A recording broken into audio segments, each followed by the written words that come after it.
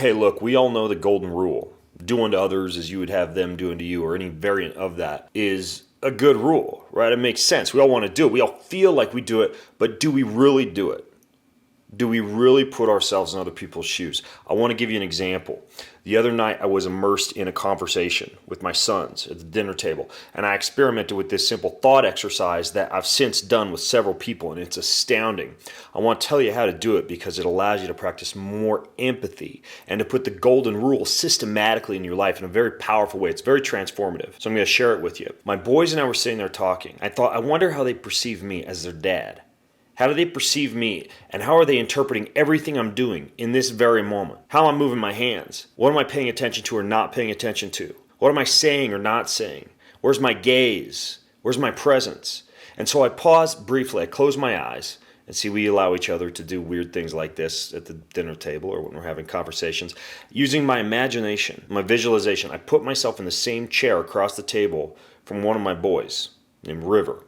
And like seeing myself on a movie screen, I watched from his perspective exactly what I was doing, how I was carrying my head, what direction my torso was oriented, where my eye contact was setting upon, how I was breathing, the pitch and timbre of my voice, the interest or disinterest in what he was saying, the level of empathy and communication with which I was engaging with him. And suddenly, I realized that maybe I wasn't facing his direction the right way, a bit more oriented towards my smartphone on the other end of the table.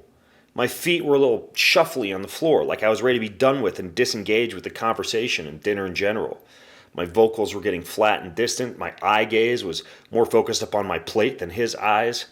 I thought, holy cow, this is how people see me? This is how I'm potentially making people feel?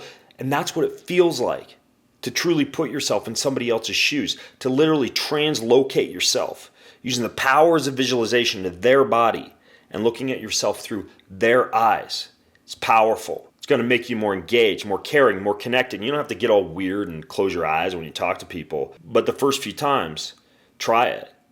Just try to put yourself in other people's shoes. Try it when you're talking to them on the phone or when you're writing an email. It's easier when they're not in the same room as you. Then eventually begin to develop the ability to literally teleport yourself into somebody else's shoes. So you're them looking at you. I'm going to say that again. You're them looking at you. Try it at the grocery store, at the coffee shop, with a family member, with a friend, with a loved one, with a coworker. Truly put yourself in their shoes. That's how you follow the golden rule, my friends. Do unto others as you would have them do unto you. But the only way you can do unto others is to be the other, at least temporarily. Try it out.